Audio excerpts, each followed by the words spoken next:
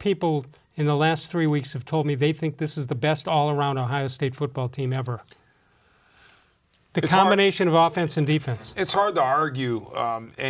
Who would have ever thought, Les, that for as much impact as Urban-Meyer had on the Ohio State Buckeyes, that they just changed in midstream. You barely mention his name unless you force somebody to respond to it. Not that he's a bad guy or anything. It's not that they're trying to bury the Urban-Meyer era, but Ryan Day is so good at what he's doing that you don't even think like, oh, back in the Urban-Meyer days. And you also have to put some credence to Urban-Meyer getting blown out by bad teams twice.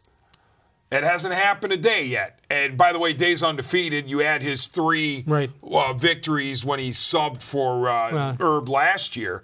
But he was given a pretty full house. I mean, Ryan Day's Buckeyes are phenomenal. And again, I'm not trying to take anything away from Herb. Awesome, legendary tenure at Ohio State.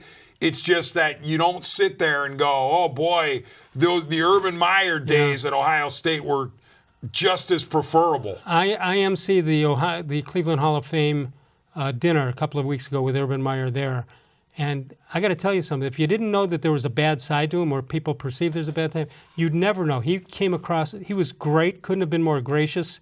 And I'm saying, is this the guy that we've heard legendary stuff about? Yeah, I've always heard good things about Herb away from the field, and how he is relaxed. But here's the thing too, you have Herb.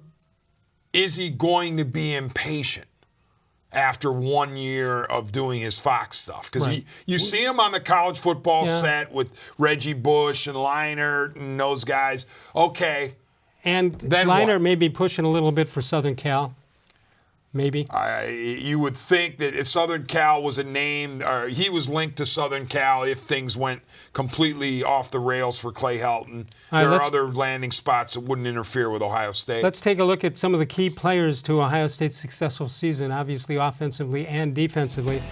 And there you have it, offensively. That's where it starts. Look at these numbers. And almost where it ends, if not for J.K. Dobbins. 116 out of, he's got some wide receivers. 116 out of 164, almost 71% completions. Almost 1492, Columbus sailed the blue. 22 touchdowns, only one interception. Remember that, Ryan Day? We're not sure who's going to be the quarterback yet. There's a competition out there. How about the fact he had Burrow there 2 years ago? How about this guy could be the Heisman Trophy winner. Yeah. All right, Chase Young. How about this guy? Look at this hair. He's incredible.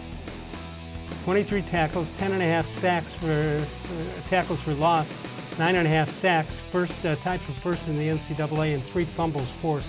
As the saying goes, he's going to play on Sundays. He's going to play on Sundays. Sundays. Look good doing it.